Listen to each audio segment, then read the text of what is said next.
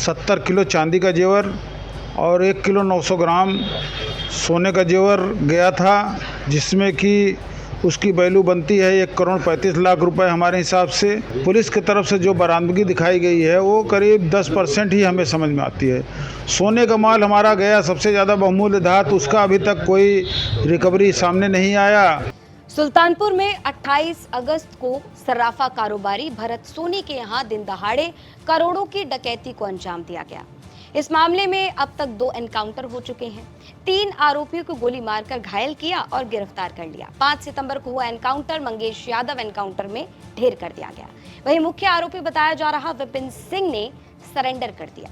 यानी कि सब कुछ हो रहा है, लेकिन सबसे बड़ा सवाल ये कि लूट का माल, डकैती का माल है तो है कहां? नमस्कार, पॉइंट ब्लैंक देख रहे हैं आप और आपके साथ मैं हूं शिवानी गोस्वामी। तो सुल्तानपुर डकैती कांड के बाद एक तरफ पुलिस का ताबड़तोड़ एक्शन जारी है, वहीं इस मामले में लगातार राजनीति बढ़ती जा रही है। लेकिन 7 सितंबर को पीड़ित कारोबारी भरत सोनी से यूपी तक की टीम ने एक्सक्लूसिव बातचीत की। भरत सोनी का कहना है कि लगभग 1 करोड़ 35 लाख की डकैती को अंजाम दिया गया था, लेकिन अब तक पुलिस ने जो माल बरामद करके वापस किया है वो मात्र 10% है। क्या कुछ कहा भरत सोनी ने, सुनिए। हमारे यहाँ उस दिन जो घटना हुई थी उसमें करीब 70 किलो चांदी का जेवर और 1 किलो 900 ग्राम सोने का जेवर गया था, जिसमें कि उसकी वैल्यू बनती है 1,35 लाख रुपए हमारे हिसाब से, हमारे पेपर हमारे वैल्यू के हिसाब से। और उसमें पुलिस की तरफ से जो बरामदगी दिखाई गई है वो करीब 10% ही हमें समझ में आती है। सोने का माल हमारा गया सबसे ज़्यादा बहुमूल्य धातु, उसका अभी तक कोई रिकवरी सामने नहीं आया। चांदी का तो माल पुलिस जैसे जैसे बदमाश पकड़ रही है वैसे वैसे कुछ न कुछ सामने आ रहा है। अब जरा ग्राफिक्स की मदद से समझिए। 2 सितंबर को सुल्तानपुर डकैती कांड में पहला एनकाउंटर हुआ। सचिन सिंह, पुष्पेंद्र सिंह और त्रिभुवन को गोली मारकर घायल किया गया। इन तीनों डकैतों के पास से 5-5 किलो चांदी के जेवर बरामद हुए। यानी कुल 2 सितंबर को जो पहला एनकाउंटर हुआ उसमें 15 किलो चांदी बरामद की गई।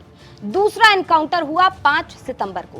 5 सितंबर को मंगेश यादव एनकाउंटर में ढेर किया गया।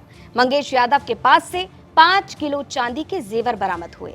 यानी पहले एनकाउंटर में 15 किलो चांदी बरामद हुई और दूसरा एनकाउंटर जिसमें मंगेश यादव को ढेर किया गया था, मंगेश यादव के 5 किलो चांदी बरामद हुई। यानी कुल मिलाकर डकैती कांड में अब तक 20 किलो चांदी बरामद की जा चुकी है। अब जरा इस पूरे कांड का गणित समझिए। लखनऊ में आज का चांदी का रेट 1 किलो चांदी 86,000 रुपए की है। अब तक डकैती कांड में 20 किलो चांदी बरामद की जा चुकी है। 20 किलो चांदी की कीमत इस हिसाब से 17,20,000 रुपए हुई। तो पुलिस के रिकॉर्ड के मुताबिक 20 किलो चांदी बरामद हुई है, जिसकी कुल कीमत 17,20,000 रुपए बताई जा रही है। पुलिस की थ्योरी कहती है कि बदमाशों ने जो भी सामान लूटा वो आपस में बांट लिया। अब एनकाउंटर हो गए। 3 बदमाश जिन्हें गोली मारकर गिरफ्तार किया गया, जिनके पास से 15 किलो चांदी बरामद की गई है। दूसरा एनकाउंटर मंगेश यादव ढेर हुआ, 5 किलो चांदी बरामद हुई। यानी टोटल 20 किलो चांदी बरामद की गई है। लेकिन सवाल ये कि सोना कहां पर है?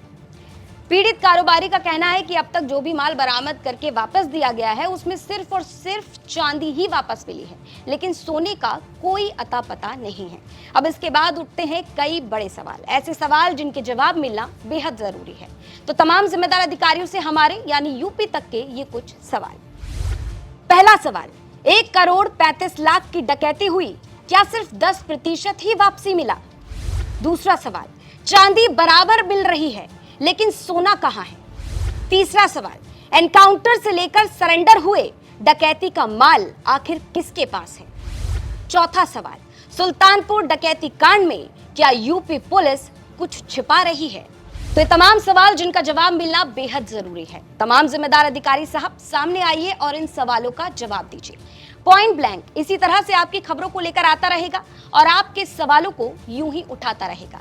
इस खबर से जुड़ी और इस शो से जुड़ा अपना सजेशन कमेंट बॉक्स में जरूर रखें। और जैसे कि आप सभी जानते हैं कि यूपी की तमाम खबरें सिर्फ और सिर्फ यूपी तक पर देखते रहिए।